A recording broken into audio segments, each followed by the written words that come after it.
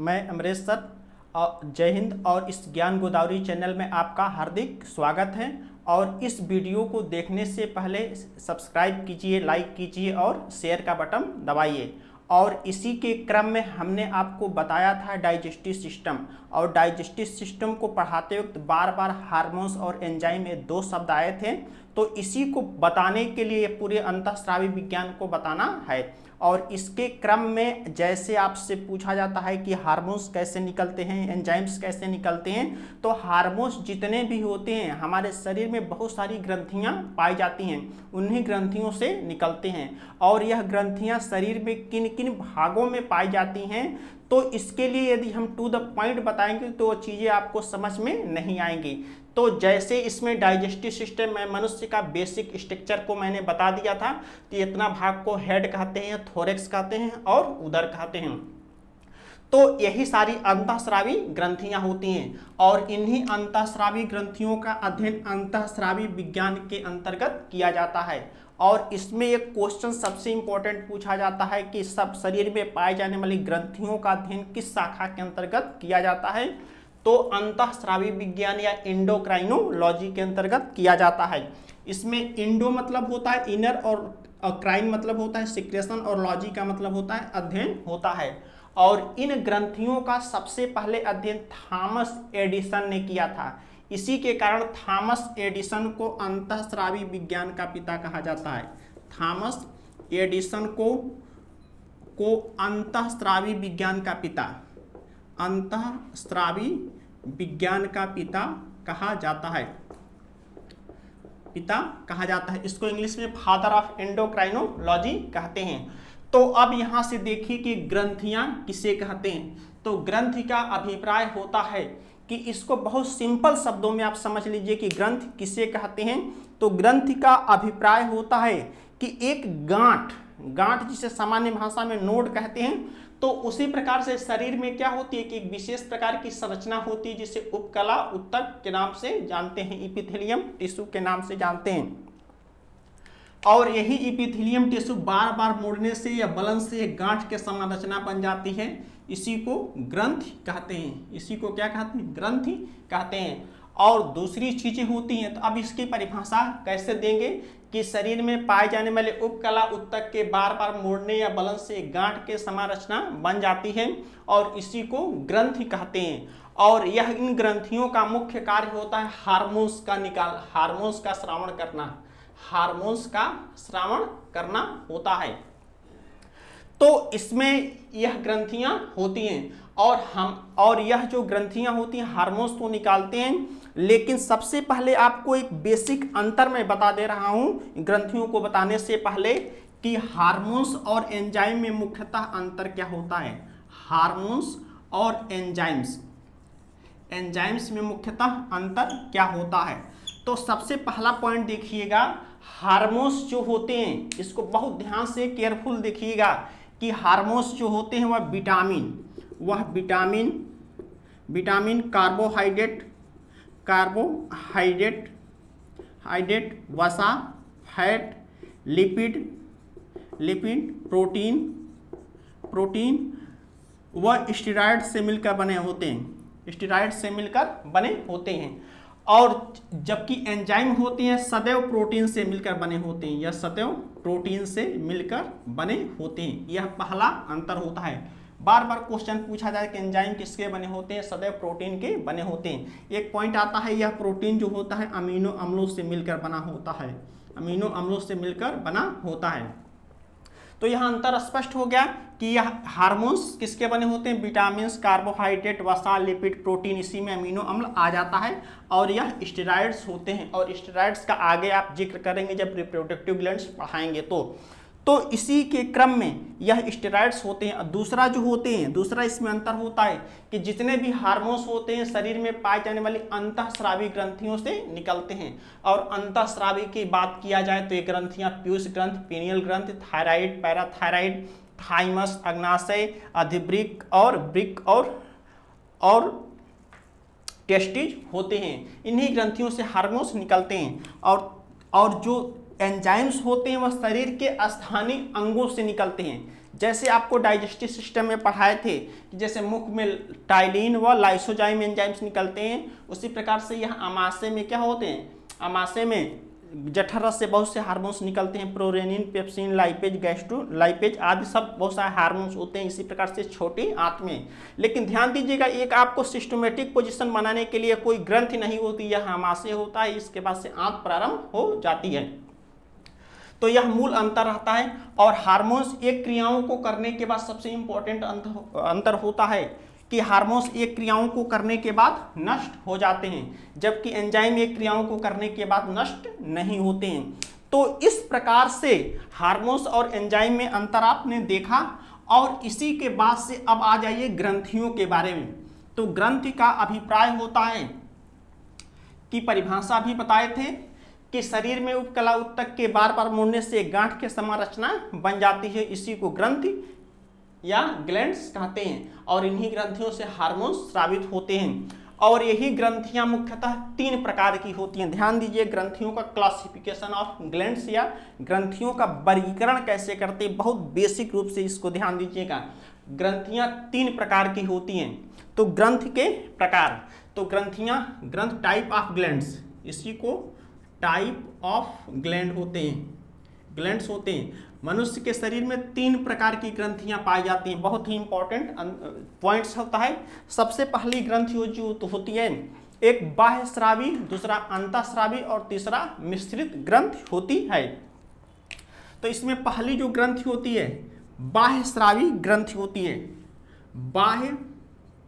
बाह्य स्रावी ग्रंथि होती है, इसी को एक्सोक्राइन ग्लैंड्स कहते हैं। एक्सोक्राइन ग्लैंड, अथवा इसी ग्रंथि को दूसरे किताबों में लिखा है या बहुत सारी किताबों में लिखा है, इसे नलिका युक्त ग्रंथि भी कहते हैं। इस ग्रंथि को नलिका युक्त ग्रंथि कहते हैं। नलिका युक्त ग्रंथि, इसे डक्ट ग्लैंड्स कहते हैं। डक्ट ग्लैंड्स कहते हैं। तो इसको कैसे आइडेंटिफाई किया जाता है? बाह्य स्रावी यानी ऐसी ग्रंथियां जिससे निकलने वाले हार्मोन्स बाहर निकलते हैं। तो ध्यान दीजिएगा कि मान लीजिए कि कोई एक कल्पना कीजिए कि यह एक ग्रंथि होती है। ध्यान दीजिएगा कि यह एक ग्रंथि है। सपोज दैट, मान लीजिए कि यह एक ग्रंथि है और इसी ग्रंथियों से क्या होते हैं, हार्मोन्स निकलते हैं। क्या निकलते हैं? हार्मोन्स निकलते हैं जो बाहर जाते हैं। और यह शरीर का कोई अंग या ऑर्गन्स होता है। तो इन्हीं ग्रंथियों से हार्मोन्स जो निकलते हैं इन अंगों तक जाने के लिए क्या होती है, एक विशेष प्रकार की नलिकाएं पाई जाती हैं। और इसी में से क्या होते हैं, हार्मोन्स निकलते हैं। तो इसी के कारण इस ग्रंथियों से हार्मोन्स सदैव बाहर निकलते हैं और अंगों तक जाने के लिए इसमें क्या होती है, नलिका पाई जाती है। यहाँ रेड कलर का जो देख रहे हैं नलिका पाई जाती है। इसी के कारण इससे हार्मोन्स बाहर निकलने के कारण इसे बाह्य स्रावी ग्रंथि कहते हैं। और नलिकाओं के माध्यम से अंगों में जाती है, ऑर्गन्स में जाती है। तो इसी के कारण इस ग्रंथि को नलिका युक्त ग्रंथि भी कहते हैं। और नलिका युक्त ग्रंथि का अभिप्राय होता है, इसको एग्जाम्पल देख लीजिएगा कि नलिका युक्त ग्रंथि कौन कौन सी होती है।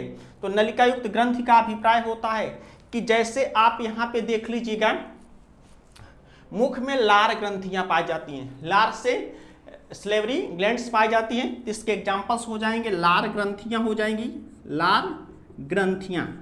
और इसी को स्लेवरी ग्लैंड्स हो जाता है। और दूसरा होता है कि लार ग्रंथियां होती हैं। इसी के बाद से अश्रु ग्रंथियां होती हैं। अश्रु ग्रंथियां होती हैं। लैक्राइमल ग्लैंड होता है। और इसी के बाद से तेल ग्रंथियां होती हैं जो त्वचा में पाई जाती हैं। तेल ग्रंथियां होती हैं। इसी को सीबेशियस ग्लैंड्स कहते हैं। और लार ग्रंथियां हो गई, अश्रु ग्रंथियां हो गई, तेल ग्रंथियां हो गई। इसी के बाद से इन ग्रंथियों के बाद से यकृत भी आ जाता है इन ग्रंथियों के अंतर्गत, और इसी के बाद से पक्षियों में पाई जाती है ग्रंथि जिसे प्रीन ग्लैंड्स के नाम से जानते हैं। तो इस प्रकार से लार ग्रंथियां, अश ग्रंथियां, तेल ग्रंथियां, और इसी के बाद से होता है स्वेद ग्रंथियां। क्या होती हैं? स्वेद ग्रंथियां होती हैं, ग्रंथियां होती हैं, स्वीट, SWEAT, स्वीट ग्लैंड्स होती हैं। तो यह शरीर में पाए जाने वाली क्या होती है? बाह्य स्रावी ग्रंथियों के एग्जाम्पल्स होते हैं। अब उसी प्रकार से आ जाइए कि बी जो होता है बहुत ही इंपॉर्टेंट होता है, जो इस टॉपिक में आपको पढ़ना है। यहाँ पे जो बी पॉइंट आता है कि बाह्य स्रावी हो गई, दूसरा जो ग्रंथि होती है अंतःस्रावी ग्रंथि होती है, अंतःस्रावी ग्रंथि होती है, इसे एंडोक्राइन ग्लैंड्स कहते हैं, एंडोक्राइन ग्लैंड। तो इंडो का मतलब होता है इनर, INNER, इनर मतलब होता है अंदर होता है, और क्राइन का मतलब होता है सिक्रेशन या श्रावण होता है, और क्राइनोलॉजी के नाम से इसको जानते हैं, या इसको संक्षेप में कह सकते हैं अंतःस्रावी। एंडोक्राइन ग्लैंड्स ही ज्यादा बेटर रहेगा आपके टर्म में, जीएस के पैटर्न पे, एंडोक्राइन ग्लैंड्स, क्राइन ग्लैंड। और अंतःस्रावी का अभिप्राय होता है, अब यहां से देखिएगा कि यह जो ग्रंथि तो होती है, यह ग्रंथि होती है, लेकिन ग्रंथियों का अलग अलग आकार होता है, यह स्थान विशेष पर पाई जाती है। और यह मान लीजिए कि यह ग्रंथि है, और इन्हीं ग्रंथियों से क्या निकलते हैं? हार्मोन्स निकलते हैं। यहाँ पे मान लीजिए हार्मोन्स निकला, और यह हार्मोन जो होता है ग्रंथि के अंदर ही रह जाता है, यह हार्मोन जो होता है ग्रंथि के अंदर ही रह जाता है, और अंगों तक जाने के लिए इसमें कोई विशेष व्यवस्था नहीं होती है।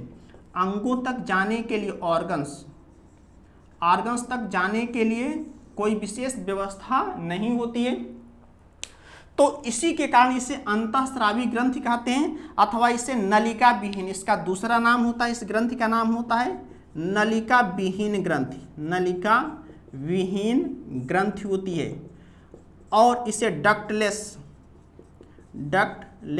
ग्लैंड होता है। और यह जो नलिका विहीन जो ग्रंथि होती है का इसका एग्जाम्पल्स होते हैं। अब एग्जाम्पल्स के क्रम में देखिए कि इसमें कौन कौन सी अंतःस्रावी ग्रंथियों के अंतर्गत आती है।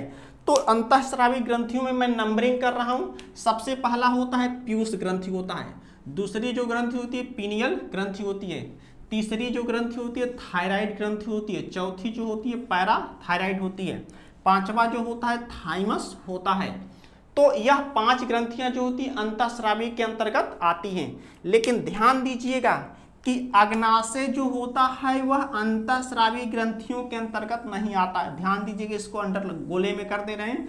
अंतःस्रावी ग्रंथियां जो होती हैं वह मिश्रित ग्रंथियों के अंतर्गत नहीं आती हैं, अंतःस्रावी ग्रंथियों के अंतर्गत नहीं आती हैं। इसी के बाद से 6वें नंबर पर हो जाएगा अधिवृक्क ग्रंथि होता है, और इसी के बाद से होता है 7वां अंडाशय और 8वां वृषण होता है। तो अंतःस्रावी ग्रंथियों के एग्जाम्पल्स मैं उस नंबरिंग के अनुसार कर दे रहा हूं। पहला हो जाएगा, दूसरा हो जाएगा, तीसरा, चौथा, 5वां, 6वां और 7वां और 8वां। तो ध्यान दीजिएगा, स्पेस कम होने के कारण मैं इसको लिख नहीं पा रहा हूँ। इनके एग्जाम्पल को कैसे पढ़ना है ये नंबरिंग पे आ जाइए। नंबरिंग जो होती है पीयूष ग्रंथि होती है, दूसरा पीनियल ग्रंथि होती है, तीसरा थायराइड ग्रंथि होती है। पहला पीयूष ग्रंथ, दूसरा पीनियल ग्रंथ, तीसरा थायराइड होती है, चौथा पैराथायराइड होती है, और 5वीं जो ग्रंथि होती है थाइमस होती है। 6वां जो होता है कि वह अधिवृक्क ग्रंथि होती है, और 7वां जो होता है कि अंडाशय होता है जो फीमेल्स में पाया जाता है, और 8वां जो होता है वृषण होता है। इस फिगर को देखकर आप कंफ्यूज ना होइएगा कि क्या यह दोनों ग्रंथियां एक ही व्यक्ति में पाई जाती है। नहीं, यह अंडाशय जो होता है केवल फीमेल्स में पाया जाता है, महिलाओं में पाया जाता है। और यह जो वृषण होता है ओनली मेल्स में पाया जाता है, ओनली मेल में पाया जाता है। इस बात को ध्यान दीजिएगा, बहुत अच्छे से ध्यान दीजिएगा। और इसी के बाद से जो तीसरी जो ग्रंथि होती है, सी पे आ जाइए, तीसरी जो होती है मिश्रित ग्रंथि होती है, मिश्रित ग्रंथि होती है। ग्रंथि, इसे मिक्स्ड ग्लैंड कहते हैं, मिक्स्ड ग्लैंड कहते हैं। तो मिश्रित का मतलब होता है ऐसी ग्रंथि जिसमें अंतःस्रावी एवं बाह्यस्रावी दोनों प्रकार की कोशिकाएं पाई जाती हैं, उसे मिश्रित ग्रंथि कहते हैं। और इस मिश्रित ग्रंथि के एग्जाम्पल्स होते हैं, अग्नाशय होता है, पैंक्रियास होता है, ध्यान दीजिएगा, अग्नाशय या पैंक्रियास होता है, पैंक्रियास होता है। तो यह शरीर में पाए जाने वाली अंतःस्रावी ग्रंथि होती है, वह अग्नाशय होता है। यह स्थित कहाँ पे होता है, ध्यान दीजिएगा, यह अमाशय होता है और यह छोटी आंत होती है, इसी के बीच में एक स्ट्रक्चर होता है और इसी के आकार की संरचना होती है। इसमें अंतःस्रावी और बाह्यस्रावी कोशिकाएं पाई जाती है। ध्यान दीजिएगा, इसको जब हम डिटेल्स पढ़ाएंगे, पूरा डिटेल्स पढ़ाएंगे, यह पार्ट 1 है, ध्यान दीजिएगा, यह वीडियो का पार्ट 1 है, पार्ट 1 फर्स्ट है। इसको 3 पार्ट में मैं बताऊंगा, पार्ट फर्स्ट, सेकंड और थर्ड, क्योंकि बहुत लंबा टॉपिक है यह और ये बहुत ही इंपॉर्टेंट है एग्जाम की दृष्टि से, किसी भी एग्जाम की दृष्टि से बहुत ही इंपॉर्टेंट टॉपिक है। तो यह स्पष्ट हो गया कि मनुष्य के शरीर में 3 प्रकार की ग्रंथियां पाई जाती हैं, बाह्यस्रावी और अंतःस्रावी और तीसरी जो होती है मिश्रित ग्रंथियां पाई जाती हैं। तो इन ग्रंथियों के क्रम में यह 3 प्रकार की ग्रंथियां पाई जाती हैं और एक एक करके डिटेल्स मैं बता दे रहा हूं।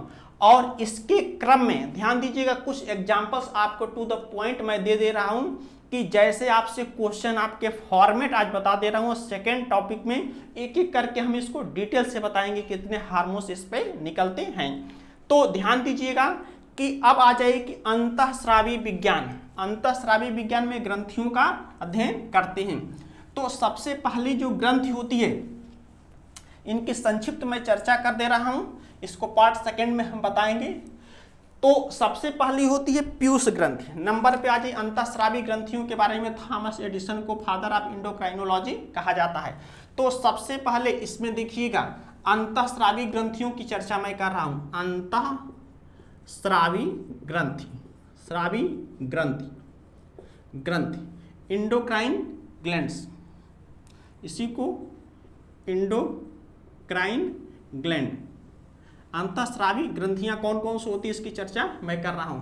तो सबसे पहली जो ग्रंथि होती है, नंबरिंग रेड पे जो लिखा हुआ है, पीयूष ग्रंथि होती है, पीयूष ग्रंथि होती है और इसी को प्यूटिटी ग्लैंड्स भी कहते हैं। और यह जो होती है पीयूष ग्रंथि होती है, इन ग्रंथियों की आपसे सिस्टोमेटिक पोजीशन पूछा जाए तो पीयूष ग्रंथि आप फिगर में देख रहे हैं कि यह मनुष्य का क्या होता है, सिर होता है और सिर को मनुष्य का जो ऊपर भाग होता है मस्तिष्क होता है और इस मस्तिष्क को 3 भागों में डिवाइड किया गया है।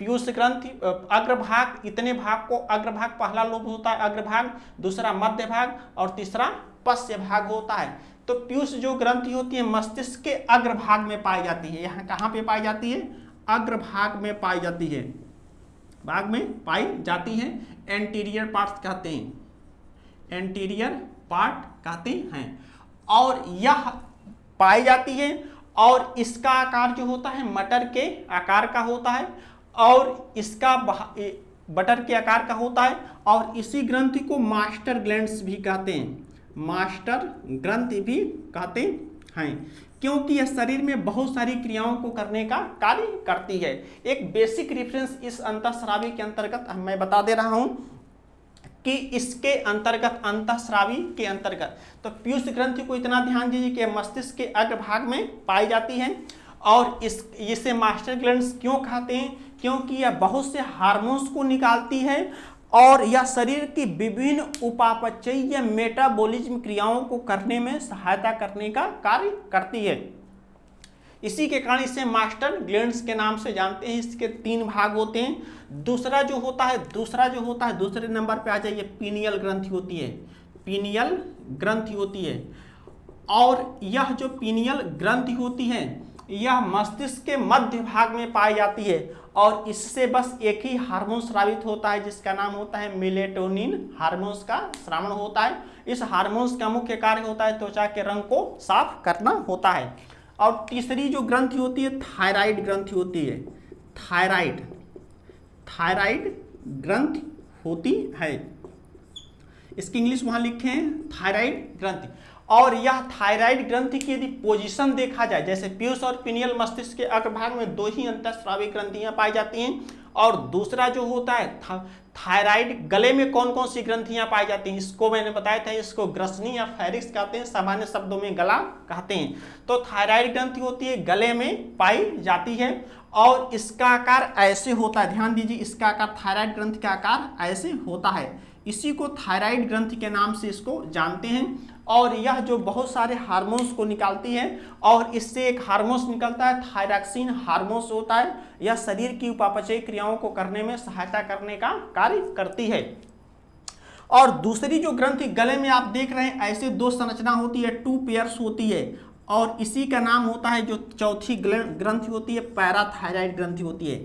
पैराथायराइड ग्रंथि होती है, थायराइड ग्रंथि होती है। और यह जो ग्रंथि होती है, इसके सबसे पहले 2 संख्या में होती है, इसका आकार मक्के के आकार का होता है, और इससे इससे पैराथार्मोस हार्मोन्स निकलता है, और दूसरा होता है कैल्सिटोनिन हार्मोन्स निकलता है। यह बहुत सारी उपापचयी क्रियाओं को करने में सहायता करने का कार्य करती है। और इसी के बाद से आ जाइए, 5वां जो ग्रंथि होती है वह थाइमस ग्रंथि होती है। थाइमस ग्रंथि होती है। और यह जो ग्रंथि होती है, यह शरीर के वक्ष या थोरेक्स भाग में स्थित होती है। इतने भाग को वक्ष कहते हैं, जहाँ पर रिब्स पाई जाती है, हड्डियाँ पाई जाती है, थोरेक्स के नाम से जानते हैं। और यही जो होती है थाइमस ग्रंथि होती है। और यह जो थाइमस ग्रंथि होती है, यह क्या होता है, thymosin first, thymosin second hormones का श्रावण करती है। और यह जो ग्रंथि होती है, यह शरीर में प्रतिरक्षा तंत्र के निर्माण में सहायता करने का कार्य करती है, यानी लिम्फोसाइट्स के उत्पादन में प्रतिरक्षा तंत्र के यानी इम्यूनो सिस्टम के निर्माण में सहायता करने का कार्य करती है। तो इसी के कारण क्या होते हैं, किसे प्रतिरक्षा, जिसे रोगों से लड़ने की क्षमता विकसित होती है। और इसी के बाद से अगली जो ग्रंथि होती है, 6वां जो होता है कि अधिवृक्क ग्रंथि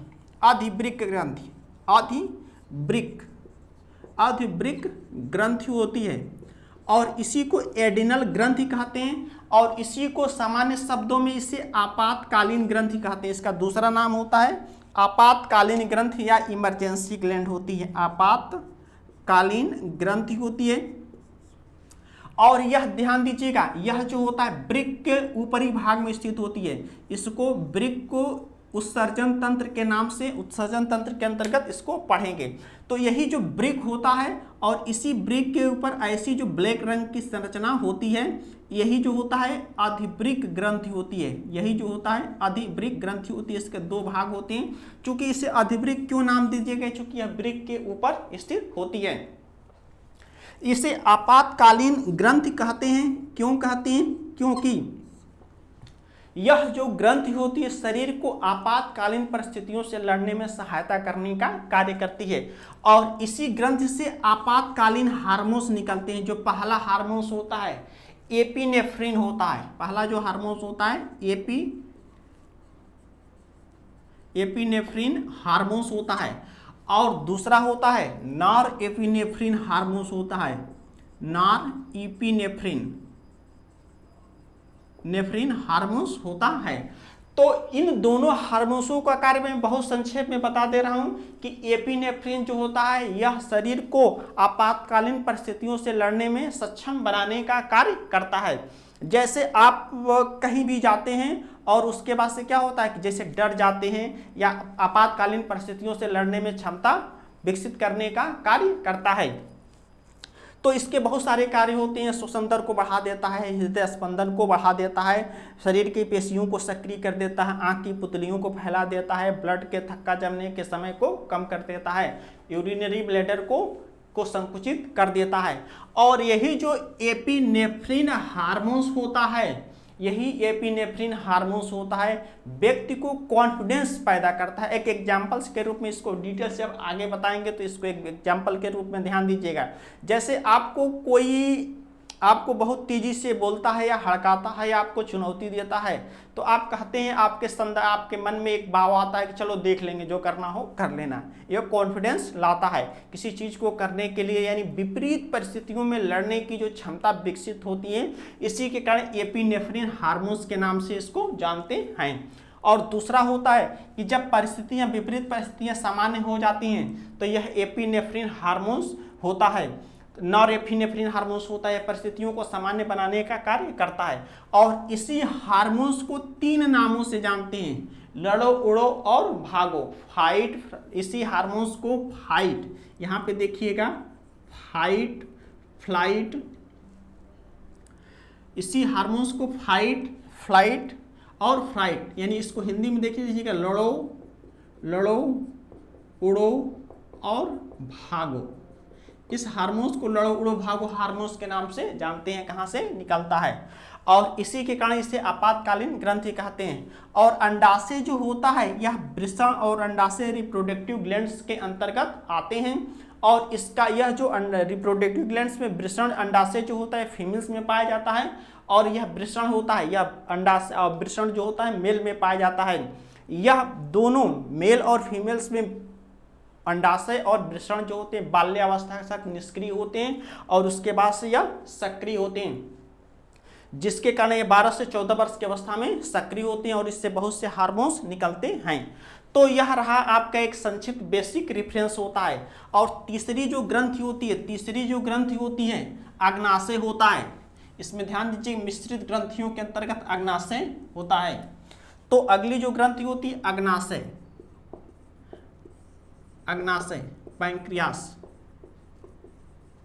पैंक्रियास होता है। और अग्नाशय जो होता है ऐसी संरचना बनाए थे, यह अग्नाशय होता है। और इसी में 3 प्रकार की मूलतः कोशिकाएं पाई जाती हैं। जीएस के पैटर्न पर 3 प्रकार की कोशिकाएं पाई जाती हैं।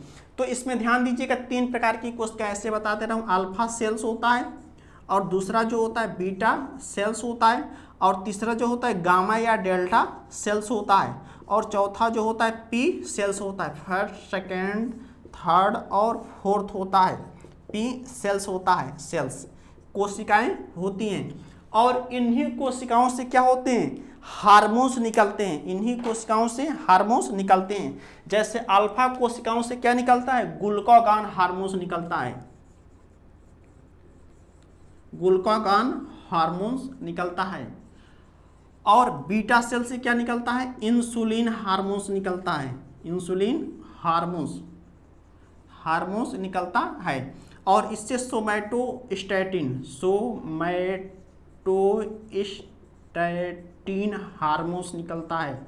हार्मोन्स निकलता है, और इसके कार्य ज्ञात नहीं है।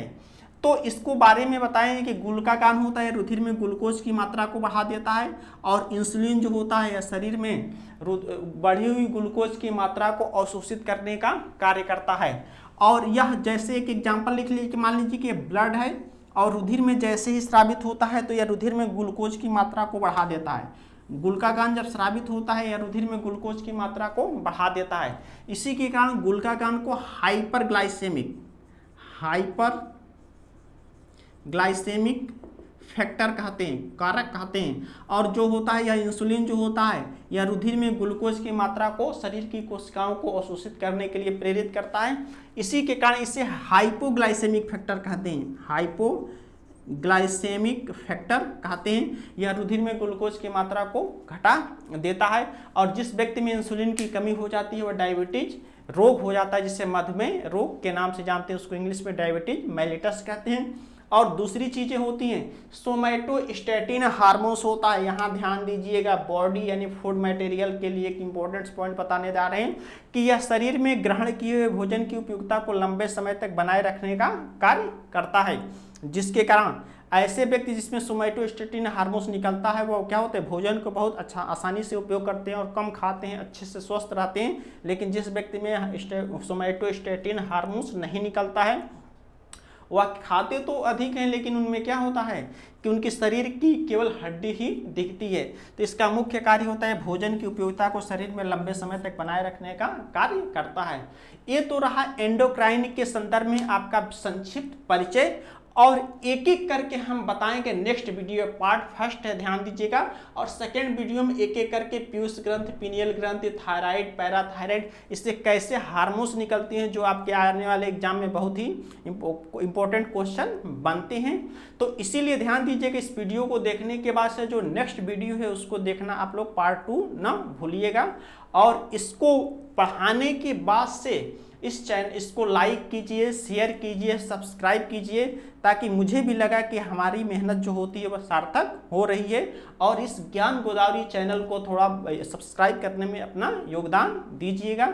और आने वाले समय में मैं लाइव क्लास पढ़ाऊंगा, सारी चीज़ों को आपको लाइव मिलने वाली है। Thank you. ओके।